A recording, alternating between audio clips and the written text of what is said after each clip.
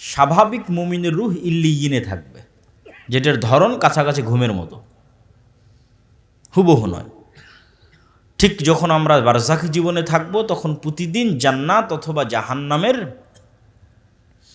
ধরন দেখতে পাবো। যেমন দুনিয়াতে থেকে প্রতিদিন কবরের ধরন দেখতে পাচ্ছি, কবর কেমন হবে, ঘুমাতে যাচ্ছি দেখছি, ঘুমাতে যাচ্ছি দেখছি।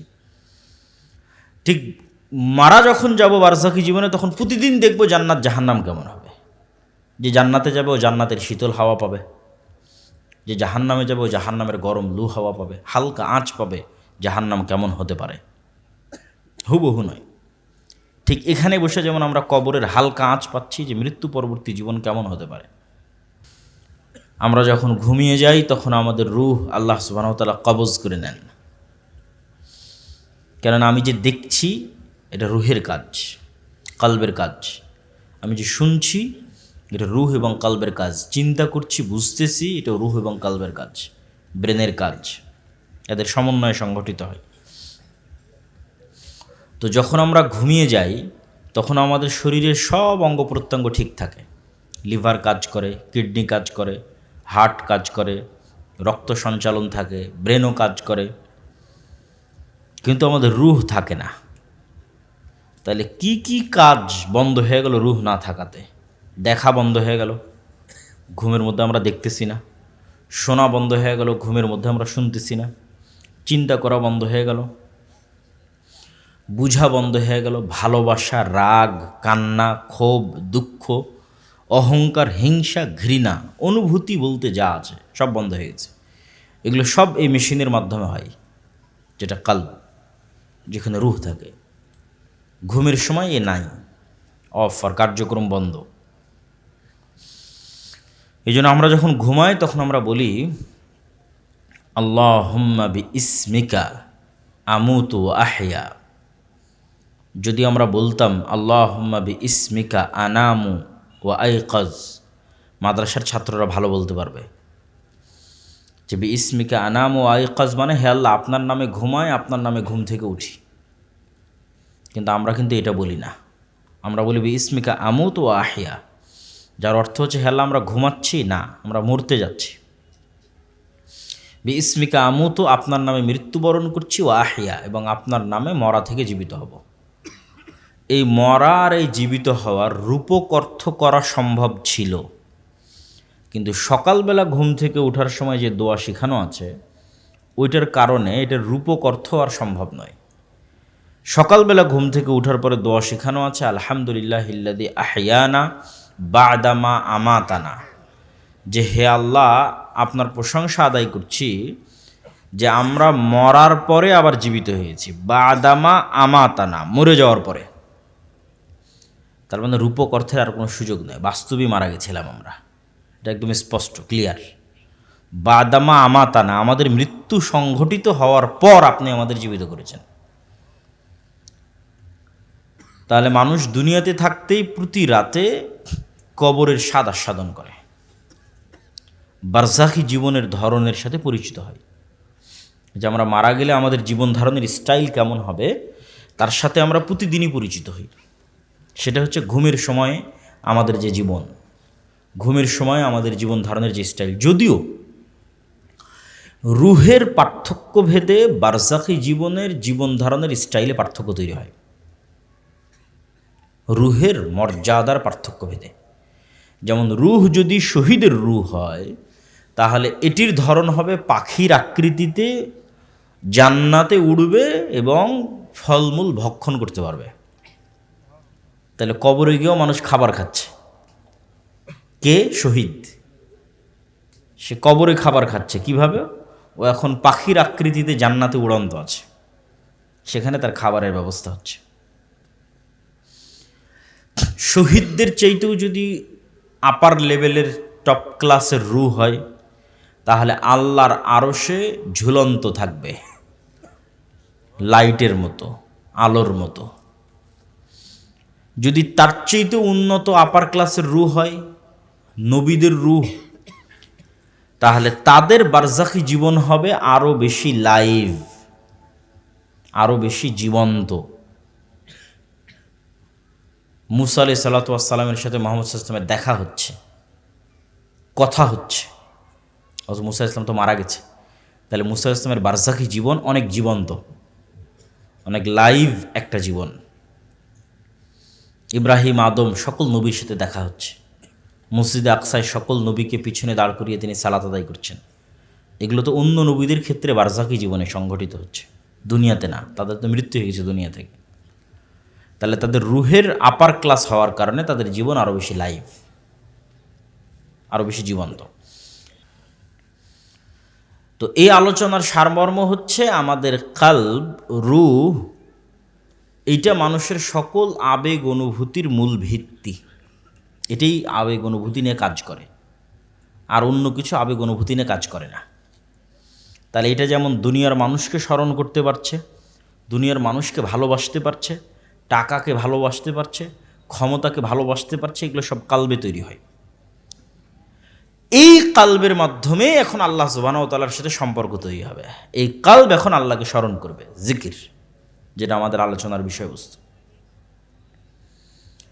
মূলত আল্লাহ সুবহানাহু তাআলার হক হচ্ছে যে মানুষ 24 ঘন্টাই সব কিছুর স্মরণ বাদ দিয়ে শুধু আল্লাহকে স্মরণ করবে। এটা হওয়া উচিত যে 24 ঘন্টায় আমাদের এই হৃদয়টা কার সাথে কানেক্টেড? রব্বুল আলামিনের সাথে কানেক্টেড, সম্পৃক্ত। এটা হওয়া উচিত। কিন্তু মানুষের পক্ষে যেহেতু এটি সম্ভব নয়, এই জন্য আল্লাহ সুবহানাহু তাআলা অন্তত পক্ষে, নিম্ন পক্ষে দিনে রাতে 24 ঘন্টায় 5 বার যেন আল্লাহ সুবহানাহু তাআলাকে আমরা স্মরণ করি, এটিকে বাধ্যতামূলক করা হয়েছে, সর্বনিম্ন স্তর। এটাও যদি কেউ ক্রস করে ফেলে, মানে এটাও যদি কেউ পূরণ করতে না পারে, তাহলে ওর সাথে আল্লাহর কোনো সম্পর্কই নেই। ও আল্লাহ সুবহানাহু ওয়া তাআলার গন্তির মধ্যেও নাই, কাউন্টের মধ্যেও নাই, গণনার মধ্যেও নেই, শেষ। হাজিরা খাতা থেকে আর নামই বাদ। এখন পরীক্ষার হলে গেলেও আর নাম খুঁজে পাবে না, কারণ যেহেতু ক্লাসের সময় উপস্থিত হয়নি, তো কি আর পরীক্ষা দেবে? অ্যাডমিট কার্ডও পাবে না, পরীক্ষার হলে নামও পাবে না, কিচ্ছু পাবে না, শেষ, এন্ট্রি নাই। এই জন্য সকল আমল এবং ইবাদত গ্রহণযোগ্য হওয়ার জন্য এবং পরীক্ষার উপযুক্ত বিবেচিত হওয়ার জন্য, যে আল্লাহ আমি পরীক্ষার উপযুক্ত, ক্লাসে উপস্থিত থাকতে হবে। দিন রাতে 24 ঘন্টায় অন্তত নিম্নপক্ষে 5 বার আল্লাহকে স্মরণ করতে হবে। এই জন্য কোরআনে বলা আছে, ওয়া আকিমিস সালাতা লিযিকরি, তোমরা সালাত কায়েম করো আমাকে স্মরণ করার জন্য। তাহলে সালাত কায়েম করার একটা কারণ আল্লাহ সুবহানাহু ওয়া তাআলাকে স্মরণ করা, অথবা সালাত জিকিরের একটা মাধ্যম।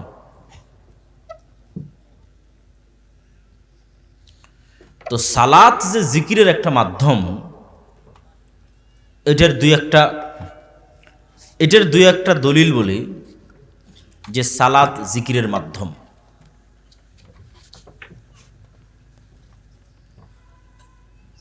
পৃথিবীতে সালাত আদায় করার জন্য যত শর্ত শারায়েত আছে, তার একটাও যদি না পাওয়া যায়, তবু সালাত মওকুফ হবে না, সালাত কারো উপর থেকে মাফ হবে না। সালাত আদায়ের জন্য অনেক শর্ত শারায়েত, উজু করতে হবে, কেবলামুখী হতে হবে, মসজিদে যেতে হবে, জামা কাপড় পবিত্র হতে হবে, সূরা ফাতিহা জানতে হবে, রুকু সিজদা জানতে হবে, অসংখ্য শর্ত সালাতের জন্য। মনে করেন কোনো একটা ব্যক্তি আর একটাও পূরণ করতে পারছে না, একজন ব্যক্তি আর একটাও নয়, না উজু করেছে, না উজুর পানি আছে, না তায়াম্মুম করেছে, না তায়াম্মুমের মাটি আছে, না কেবলা চিনে, না পবিত্র জামা কাপড় আছে, জামা কাপড়ই নয়, উলঙ্গ, না দাঁড়িয়ে সালাত আদায় করতে পারে, না বসে পারে, প্যারালাইজ অবস্থায় মেডিকেলে আছে। তাহলে সালাত আদায়ের এমন কোনো শর্ত নাই যেটা সে পূরণ করতে পেরেছে, কিচ্ছু পূরণ করতে পারেনি। কিন্তু তারপরও এই ব্যক্তির উপর থেকে সালাত মওকুফ হবে না, যে না ঠিক আছে ওকে আর সালাত আদায় করা লাগবে না, এটা হবে না। কেন হবে না? ওই যে এখন ওর কালব, সালাতের মূল উদ্দেশ্য তো আল্লাহকে স্মরণ করা, স্মরণ করতে তো আর কিচ্ছু লাগে না, এই জন্য মাফ হবে না। স্মরণ করতে কিছু লাগে নাকি? স্মরণ করতে কিছু লাগে না। এই জন্য যতক্ষণ আর ব্রেন ঠিক আছে, যতক্ষণ আর হুঁশ আছে, যতক্ষণ ঘুমায়নি, পাগল হয়নি, ততক্ষণ সালাত মৌকুফ হওয়ার কোনো রাস্তা আছে? কেননা সালাতের উদ্দেশ্য কাকে স্মরণ করা? আল্লাহকে স্মরণ করা। তাহলে যে পরিস্থিতিতেই থাক, ও যদি প্যারালাইজ অবস্থাতেও থাকে, আর ব্রেন যদি ঠিক থাকে, ও আল্লাহকে স্মরণ করতে পারবে না? পারবে না? পারবে। তাহলে মৌকুফ হওয়ার কোনো রাস্তা নেই। তুমি দাঁড়াতে পারলেই কি, না পারলেই কি, বসতে পারলেই কি, না পারলেই কি।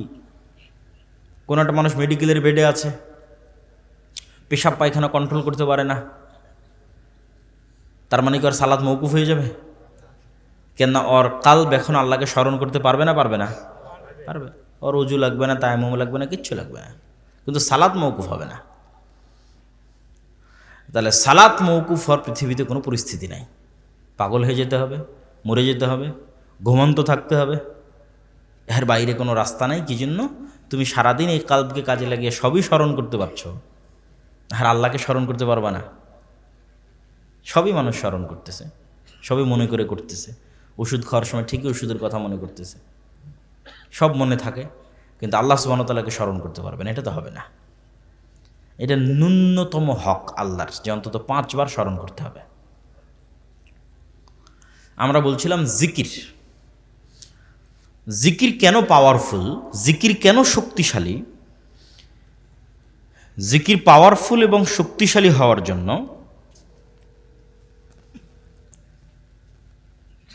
দুটো, আমি 2 মিনিট একটু সময় নেব।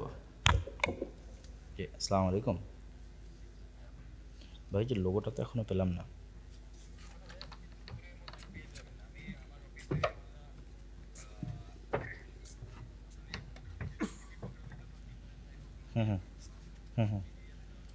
জি জি, কালকে তো 3-4টা পর্ব মিস হয়ে যাবে। কালকে সকাল 10টা থেকে শুরু হবে। রাতের মধ্যে দিতে পারলে কালকে আমরা দিতে পারবো। কালকে যে 3-4টা পর্ব হবে দিয়ে দেন। হ্যাঁ দিয়ে দেন, একটা দিলেই হলো, তাও অন্তত কাজটা হলো। দিয়ে দেন আমাকে। আমি দুঃখিত যে আসলে খুব এমার্জেন্সি না হলে আমি কথা বলতাম না।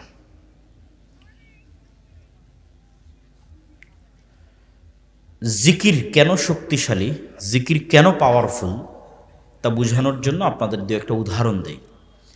জিকির পাওয়ারফুল এবং শক্তিশালী এটা বুঝতে হলে আপনাকে বুঝতে হবে সাউন্ড এবং আওয়াজ পাওয়ারফুল। সাউন্ড এবং আওয়াজ পাওয়ারফুল কেমনে বুঝবেন, এটাই বোঝানোর জন্য আমি চেষ্টা করব। এটাই আজকের বক্তব্যের মূল বিষয়। আপনাকে বুঝে যেতে হবে যে আওয়াজ পৃথিবীতে সবচেয়ে পাওয়ারফুল। এইটা বুঝতে পারলেই আপনি বুঝবেন জিকির কেন পাওয়ারফুল। আওয়াজ কি? এই যে আমি এখন বক্তব্য দিচ্ছি, এটা আওয়াজ। আপনার কাছে মনে হচ্ছে আমি বাংলায় বলতেছি, আপনি শুনতেছেন, কিন্তু আসলে এটা আওয়াজ। কেমনে আওয়াজ? এখানে যদি একটা চাইনিজ লোক বসে থাকে, ওর কাছে আমার বক্তব্য আওয়াজ না বক্তব্য? আওয়াজ। আর এখানে বসে যদি একটা চাইনিজ বক্তব্য দেয়, তাহলে ওর বক্তব্য না আওয়াজ? তাহলে আলটিমেটলি আওয়াজ তৈরি হচ্ছে। আওয়াজের ভিন্নতার কারণে ভাষার ভিন্নতা, ভাষার ভিন্নতা আলটিমেটলি আওয়াজের ভিন্নতা। আওয়াজের একটা ফরম্যাট, আওয়াজের একটা ধরন। আমি বাংলা উচ্চারণ করতেছি, এটা আলটিমেটলি আওয়াজের একটা ধরন। এবার এটাই যখন আমি ইংরেজিতে উচ্চারণ করবো, আওয়াজ ভিন্ন হয়ে যাবে। মাই নেম ইজ আবদুল্লাহ, এটা একটা ভিন্ন আওয়াজ। আনা আবদুল্লাহ, এটা একটা ভিন্ন আওয়াজ। তাহলে আলটিমেটলি এগুলো আওয়াজ। তো ঠিক এই আওয়াজেরই এমন একটা ধরন আছে, যেই ধরনটা আমি যদি বলি এখন পিঁপড়ার আওয়াজ যদি আমি জানতাম, তাহলে আমি এখন ওই স্টাইলের আওয়াজটা উচ্চারণ করলে পিঁপড়াকে বলতে পারতাম, পিঁপড়া তুমি ডানে যাও। জাস্ট ওই আওয়াজটা উচ্চারণ হতে হবে, তাহলে পিঁপড়া কিন্তু ডানেই যাবে। কিন্তু ওই আওয়াজটা আমি জানি না, যে কোন ফরম্যাটের আওয়াজ পিঁপড়া বুঝবে আমি জানি না। কোন ফরম্যাটের আওয়াজ একটা মাছি, একটা মশা, একটা বাঘ, একটা ভাল্লুক, একটা গরু, ছাগল, পাখি বুঝবে, এটা আমি জানি না। কিন্তু প্রত্যেকেই ভিন্ন ভিন্ন ফরম্যাটের আওয়াজ বুঝে। এটার জ্ঞান আল্লাহ সুবহানাহু ওয়া তাআলা কাকে দিয়েছিলেন? একটু জোরে বলেন, আল্লাহ সুবহানাহু ওয়া তাআলা কাকে দিয়েছিলেন? সুলাইমান আলাইহিস সালাতু ওয়াস সালামকে দিয়েছিলেন।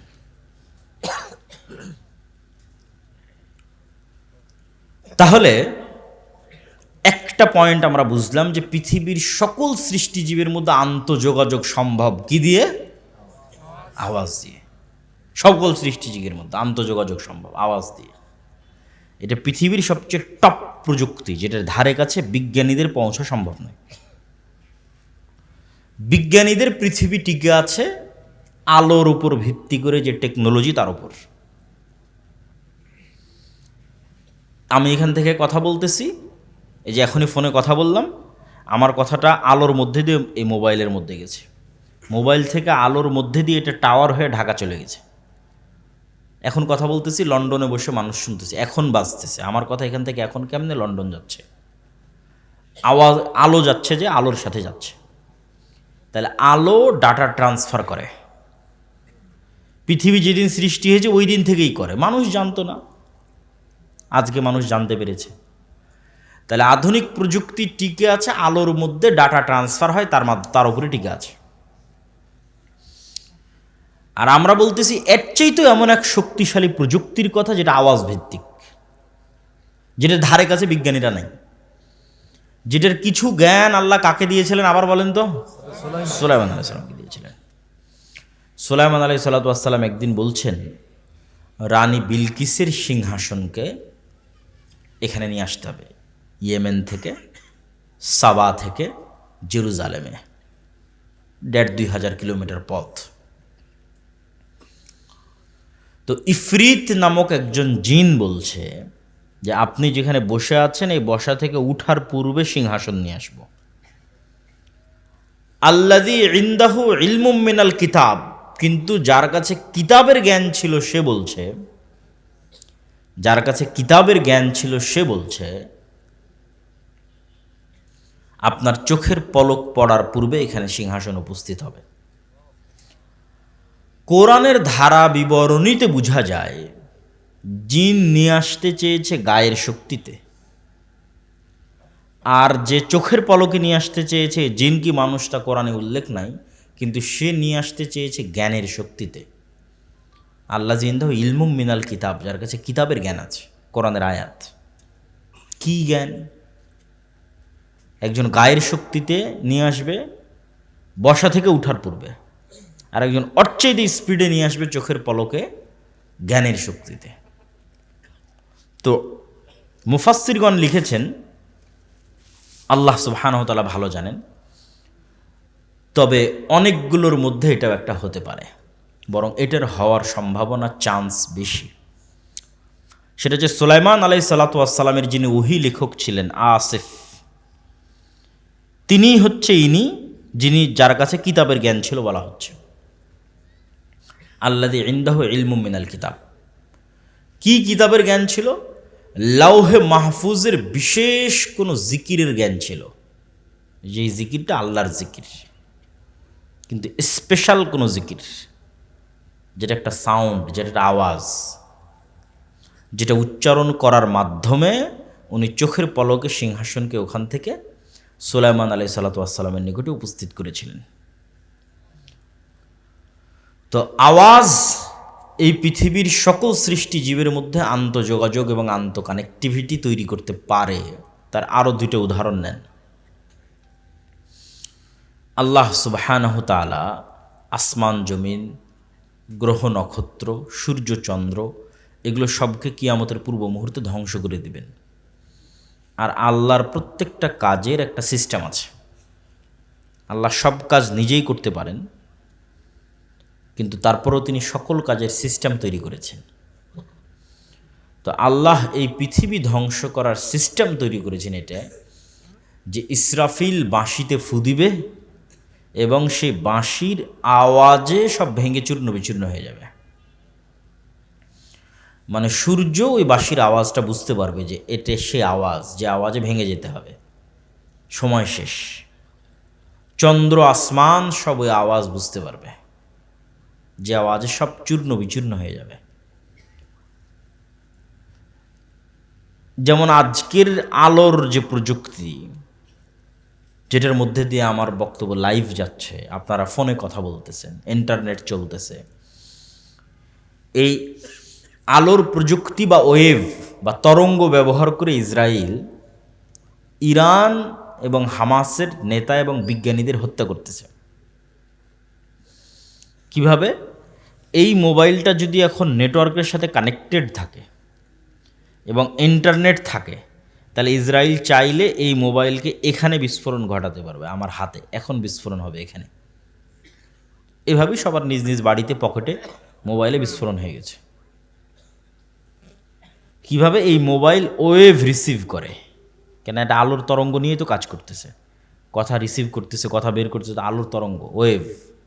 তাহলে এমন এক প্রকার ওয়েভ তারা আবিষ্কার করেছে যে ওয়েভ ছাড়লে, কোনো নির্দিষ্ট মোবাইলকে টার্গেট করে ছাড়তে পারলে, কোনো নির্দিষ্ট এরিয়াকে টার্গেট করে ছাড়তে পারলে, যেখানে যেখানে ওই মোবাইলে ওয়েভ রিসিভ করবে, মোবাইল ফেটে বিস্ফোরিত হয়ে যাবে।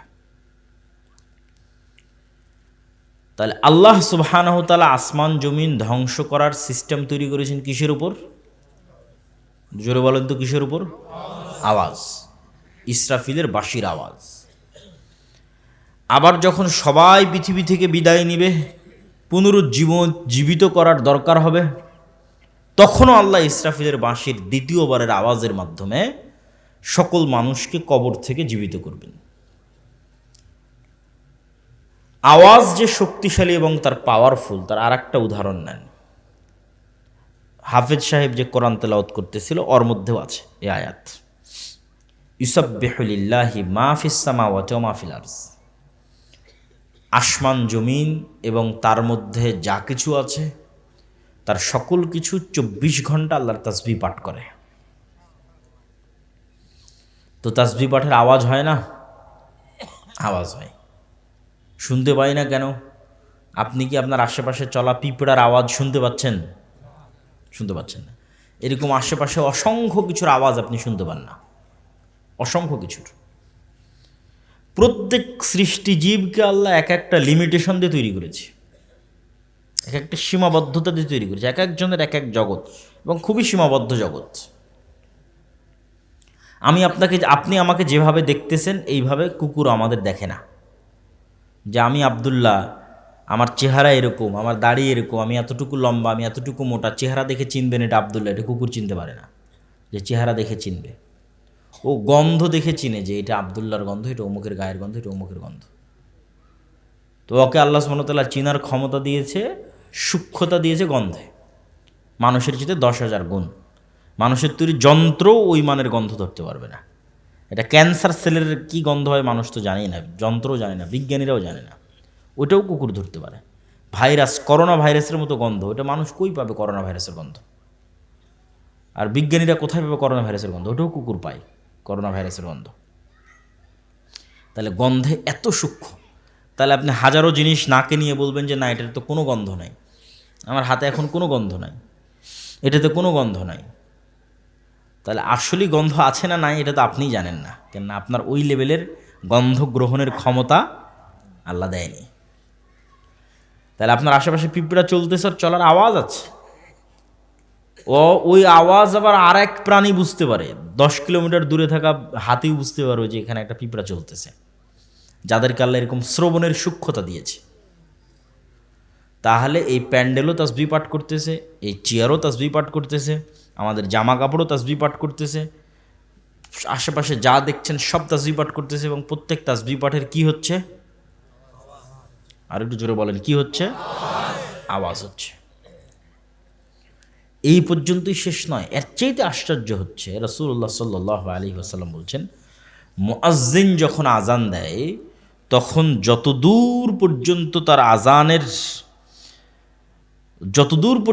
তার আজানের আওয়াজ যায়, ততদূর পর্যন্ত সকল সৃষ্টিজীব, কীট পতঙ্গ, পঙ্গপাল, জীব জন্তু, জানোয়ার সব বুঝে যে এটা আজানের আওয়াজ। আল্লাহু আকবার, আল্লাহু আকবার, এটা বুঝে এটার পক্ষে কিয়ামতের মাঠে সাক্ষী দিবে। আল্লাহু আকবার। তাহলে ওরা যেমন 24 ঘন্টা তাসবিহ পাঠ করতেছে, আওয়াজ তৈরি করতেছে, তেমন তাসবির আওয়াজটা ওরা কি করে? বোঝে। অন্য কোনো আওয়াজ বুঝুক আর না বুঝুক, তাসবিহের আওয়াজ বুঝে। তাহলে অনেকগুলো পয়েন্ট আপনাদের সামনে দাঁড় করালাম শুধু এটা বুঝাতে যে আওয়াজ খুবই শক্তিশালী কিছু, আওয়াজ খুবই পাওয়ারফুল কিছু। এবার বুঝেন যে কারি সাহেব যে কোরআন তেলাওয়াত করতেছিল, তো কোরআন কার আওয়াজ? একটু বলেন, কার আওয়াজ? আল্লাহর আওয়াজ। কোরআন কার সাউন্ড? আল্লাহর সাউন্ড। কোরআন কার শব্দ? কার বাক্য? আল্লাহর বাক্য। এই জন্য মুসা আলাইহিস সালাতু ওয়াস সালামের কাছে যে লাঠি আছে, ছিল মুজিজার, ওটার চেয়েতেও পাওয়ারফুল জিনিস আল্লাহ উম্মতে মুহাম্মাদিকে দিয়েছে, সেটা হচ্ছে কোরআন। কেন? কোরআন স্বয়ং কার আওয়াজ? আল্লাহর নিজের আওয়াজ। সবচেয়ে শক্তিশালী জিনিস উম্মতে মুহাম্মাদের কাছে আছে। কেন? আগে আমরা প্রমাণ করে ফেলেছি পৃথিবীতে সবচেয়ে পাওয়ারফুল হচ্ছে আওয়াজ। তাহলে আওয়াজের মধ্যে সবচেয়ে পাওয়ারফুল আওয়াজ কার হবে? আল্লাহর নিজের হবে। তাহলে এর চেয়ে শক্তিশালী আর কিছু আছে পৃথিবীতে? এর চেয়ে শক্তিশালী আর পৃথিবীতে কিছু নাই। এই জন্য তাজবিদের গুরুত্ব আছে। হাফেজ সাহেবও বলছিলেন তাজবিদ ঠিক করার কথা। কেন? আপনার পড়ার মতো হবে, তখন আপনার আওয়াজটা যখন মুহাম্মদ সাল্লাল্লাহু আলাইহি ওয়াসাল্লামের আওয়াজের মতো হবে, আওয়াজের যে ফরম্যাট, তখন এটা জিবরাইল আলাইহিস সালাতু ওয়াস সালামের মতো হবে। আর যখন আপনার আওয়াজটা জিবরাইল আলাইহিস সালাতু ওয়াস সালামের মতো হবে, তখন এটা লাউহে মাহফুজের মতো হবে। আর যখন আপনার আওয়াজটা লাউহে মাহফুজের মতো হবে, তখন এটা আল্লাহ সুবহানাহু তাআলার যে আওয়াজ, সে আওয়াজের সাথে মিলে যাবে। লাউহে মাহফুজ থেকে জিবরাইল নিয়েছে, জিবরাইল থেকে মুহাম্মদ সাল্লাল্লাহু আলাইহি ওয়াসাল্লাম নিয়েছে, মুহাম্মদ সাল্লাল্লাহু আলাইহি ওয়াসাল্লাম থেকে সাহাবীরা, তাবিরা, তারপর আমরা। এই জন্য তাজবিদের গুরুত্ব আছে। আওয়াজটা যেন হুবহু এরকম হয়, যাতে লাউহে মাহফুজের সাথে মিলে যায়। আওয়াজের ধরন, উচ্চারণের স্টাইল লাউহে মাহফুজের সাথে যাতে মিলে যায়, এই জন্য তাজবিদের গুরুত্ব আছে। কোরআন অর্থ জানা জরুরি, বোঝা জরুরি, জ্ঞান অর্জন করতে হবে। শুধু সাউন্ডের মধ্যে সীমাবদ্ধ থাকলে হবে না, কেন? কোরআনের শিক্ষাও তার মুজিজা। কিন্তু কেউ যদি কোরআন নাও বুঝে, কোরআন নাও জানে, তবুও শুধু কোরআনের আওয়াজ দিয়ে, কোরআনের উচ্চারণ দিয়ে সে কোরআনের সকল বরকতই লাভ করতে পারবে। কোরআনের সকল বরকত, সকল রহমত তার জীবনে, তার ব্যবসা বাণিজ্যে, তার বাড়িতে, সকল ক্ষেত্রে শুধু এই আওয়াজ দিয়েও উপকার লাভ করা সম্ভব। তাহলে আমরা বলছিলাম জিকির, সর্বশ্রেষ্ঠ জিকির তাহলে কোরআন। সর্বশ্রেষ্ঠ জিকির তাহলে কি? কোরআন। আশা করি বুঝে গেছেন যে সর্বশ্রেষ্ঠ জিকির কোরআন। এবার আসি জিকির দোয়ার চেয়েও শ্রেষ্ঠ। দোয়া করাও ইবাদত, কিন্তু দোয়া করার চেয়েও শ্রেষ্ঠ ইবাদত হচ্ছে জিকির। কারণ হচ্ছে যে এই প্যান্ডেলের, এই আসমান জমিনের, এই গাছপালার, এই জীবজন্তুর আল্লাহর কাছে কোনো চাওয়া আছে? আল্লাহর কাছে কোনো চাওয়া নেই। ফেরেশতাদের আল্লাহর কাছে কোনো চাওয়া আছে? নাই। ফেরেশতারা যদি দোয়া করে, তাও এটা মুমিন মুসলমানদের জন্য দোয়া করে, ওদের নিজেদের জন্য কোনো চাওয়া নেই। না টাকা পয়সার দরকার, না খাবার দাবারের দরকার, না কোনো অসুখ বিসুখ, চাওয়া নাই। তাহলে ফেরেশতাদের ইবাদত এবং আশেপাশের সকল সৃষ্টিজীবের ইবাদত আসলে জিকির, তাসবিহ। আর আমরা মানুষেরা জিকিরও করি, দোয়াও করি। দোয়ার চেয়ে জিকির কেন শ্রেষ্ঠ? দোয়ার মধ্যে মানুষের নিজের স্বার্থ বেশি আছে। আল্লাহ আমাকে এটা দাও, আল্লাহ আমার এটা দরকার, আল্লাহ আমার ওইটা দরকার। আর যখন আপনি জিকির করছেন, তখন এটা নিঃস্বার্থ আল্লাহর জন্য। আল্লাহু আকবার, এই কথার মধ্যে কোনো চাওয়া আছে? নাই।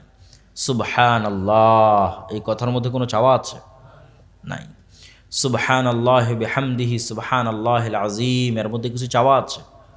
লা ইলাহা ইল্লাল্লাহ, এর মধ্যে কিছু চাওয়া আছে? লা ইলাহা ইল্লাল্লাহু ওয়াহদাহু লা শারীকা লাহু লাহুল মুলকু ওয়া লাহুল হামদু ওয়া হুয়া আলা কুল্লি শাইইন কাদির। এর মধ্যে কোনো চাওয়া আছে?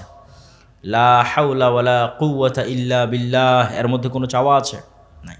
এগুলো নিঃস্বার্থ আল্লাহর বড়ত্ব, আল্লাহর মহত্ব, আল্লাহর পবিত্রতা, আল্লাহর গুণাবলী। আর এটাই ফেরেশতাদের ইবাদত, এটাই আশেপাশের সব জীবজন্তু, গাছপালা, কীট পতঙ্গ, জমিন, প্যান্ডেল, কাপড় চোপড়, বাড়ি ঘর, সবার ইবাদত। সূর্য নক্ষত্র সবার ইবাদত। তাসবিহ, আল্লাহর পবিত্রতা, আল্লাহর বড়ত্ব, আল্লাহর মহত্ব। এবং কেউ যদি আল্লাহ সুবহানাহু তাআলার বড়ত্ব, মহত্ব, তাসবিহ, জিকির পাঠে অভ্যস্ত হয়, তাহলে দোয়াকারী দোয়া করে যা পাবে জিকিরকারী তার চেয়ে বেশি পাবে। বিস্তারিত এগুলো যা বলছে প্রত্যেকটা কথার পিছনে দলিল আছে। সবগুলো দলিল আল্লাহর পথে যাত্রা যে বইটা আছে, এই বইটাতে তুলে ধরা আছে। আমাদের সবসময় সাথে ড্রাইভার থাকে, গাড়ি থাকে, তখন বইগুলো আনা যায়। যেহেতু আমাদের গাড়ি অ্যাক্সিডেন্ট হওয়াতে ভাড়া গাড়িতে এসেছে, এই জন্য আজকে বই পুস্তক নাই। তবে এই বইটা অবশ্যই সংগ্রহ করতে হবে। মাসিক আল ইতিসাম সংগ্রহ করতে হবে। আল্লাহর পথে যাত্রা এই বইটা সব মসজিদ, মাদ্রাসা, স্কুল, কলেজ, ইউনিভার্সিটি, মক্তব সব জায়গায় সাপ্তাহিক একদিন হলেও পাঠচক্রের মাধ্যমে 1 পৃষ্ঠা 2 পৃষ্ঠা করে হলেও পড়তে হবে। আল্লাহর পথে যাত্রা আজকের যা আলোচনা করছি সব ওখানে আছে, আরও বিস্তারিত, আরও ইন ডিটেলস, আরও দলিল সহ। আমি শুধু সারমর্ম বলতেছি, তাও পুরো বইয়ের একটা অধ্যায়ের আলোচনার সারমর্ম বলতেছি, সব অধ্যায়ের নয়। জিকির। আল্লাহ সুবহানাহু তাআলা মূসা আলাইহিস সালাতু ওয়াস সালামকে মুজিজার লাঠি দিলেন, হাত দিলেন, যেই হাত বগলের মধ্যে থেকে বের হলে জলজল করবে। জিহ্বায় তোতলামি ছিল, সেই তোতলামি ভালো করে দিলেন। ভাইকে সাথে দরকার ছিল, ভাইকে সাথে দিয়ে দিলেন। সব কিছু দেওয়ার পর আল্লাহ সুবহানাহু তাআলা বলতেছেন, ওয়ালা তানিয়া ফি জিক্রি, তুমি আমাকে স্মরণ করতে ভুলিও না। তো আল্লাহ সুবহানাহু তাআলা যে স্মরণ করতে ভুলতে নিষেধ করলেন, এর কারণটা কি? এর কারণ হচ্ছে, কল্পনা করেন যে মুহাম্মদ সাল্লাল্লাহু আলাইহি ওয়াসাল্লাম 1 সপ্তাহ যাবৎ সালাত আদায় করেনি, আল্লাহ সুবহানাহু তাআলাকে স্মরণ করেনি। সালাত তো আল্লাহকে স্মরণ করার একটা মাধ্যম, আমরা আগেই বলেছি। সালাতও আদায় করেনি, জিকিরও করেনি। 1 সপ্তাহ 10 দিন পার হয়ে গেছে। এখন আজকে মূসা আলাইহিস সালাতু ওয়াস সালাম লাঠি ছাড়ছে, লাঠি আর সাপ হয় না। বগল থেকে হাত বের করছে, হাত আর জলজল করে না। কেন? সব ডিঅ্যাক্টিভেট হয়ে গেছে, ফাংশন যা ছিল সব ডিঅ্যাক্টিভেট। কেন ডিঅ্যাক্টিভেট? এই কালব মূল জায়গা থেকে ডিসকানেক্টেড হয়ে গেছে। যেটার সাথে কানেক্টেড থাকার মাধ্যমে এগুলো অ্যাক্টিভেট থাকবে, ওই কানেকশানই নাই, নেটওয়ার্কই বিচ্ছিন্ন। তাহলে কিভাবে আর বাকিগুলো কাজ করবে? বাকিগুলো তো কাজ করবে না। বাকি ফাংশনগুলো তখনই অ্যাক্টিভেট থাকবে যখন মূসা আলাইহিস সালামের নিজের কালব আল্লাহ সুবহানাহু ওয়া তাআলার সাথে সালাত এবং জিকিরের মাধ্যমে কানেক্টেড থাকবে। আল্লাহু আকবার। এটা আল্লাহ কোরআনে বলেছে, ওয়ালা তানিয়া ফি জিক্রি, যে সব ঠিক থাকবে যদি তুমি আমার সাথে সম্পৃক্ত থাকো। আমার সাথে সম্পর্ক নাই তো আর কোনো কিছুর কোনো বেল নাই, কোনো দাম নাই। মূসা আলাইহিস সালাতু ওয়াস সালাম মের মতো নবীর ক্ষেত্রে জিকির, আল্লাহ সুবহানাহু ওয়া তাআলার সাথে কানেক্টেড থাকার এত গুরুত্ব। জিকির এবং সালাত, এই দুই আলোচনার প্রথম অংশ জিকির। জিকিরের ক্ষেত্রে সর্বশ্রেষ্ঠ সময় হচ্ছে সকাল সন্ধ্যার জিকির। সন্ধ্যার জিকির মানে কি? মাগরিবের আগে না মাগরিবের পরে? কে বলতো? সূর্য ডোবার পূর্বে। এবং সকালের জিকির মানে সূর্য ওঠার পূর্বে।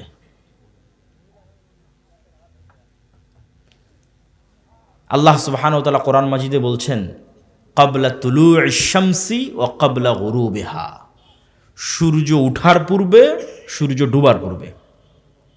স্পেশাল টাইম জিকিরের। এবং ভিন্ন ভিন্ন শব্দে আল্লাহ কোরআনে বলেছে, বিল আশি ওয়াল ইবকার, বিল গুদুবি ওয়াল আসাল, বুকরাতাও ওয়া আসিলা, এগুলো সব কোরআনের শব্দ। আর প্রত্যেকটাতে বলা হচ্ছে তোমরা সকালে সন্ধ্যায় জিকির করো, সকালে সন্ধ্যায় জিকির করো, সকালে সন্ধ্যায় তাসবিহ পাঠ করো, সকালে সন্ধ্যায় তাসবিহ পাঠ করো। জাকারিয়া আলাইহিস সালাতু ওয়াস সালাম কুল্লামা দাখালা আলাইহা জাকারিয়াল মিহরাব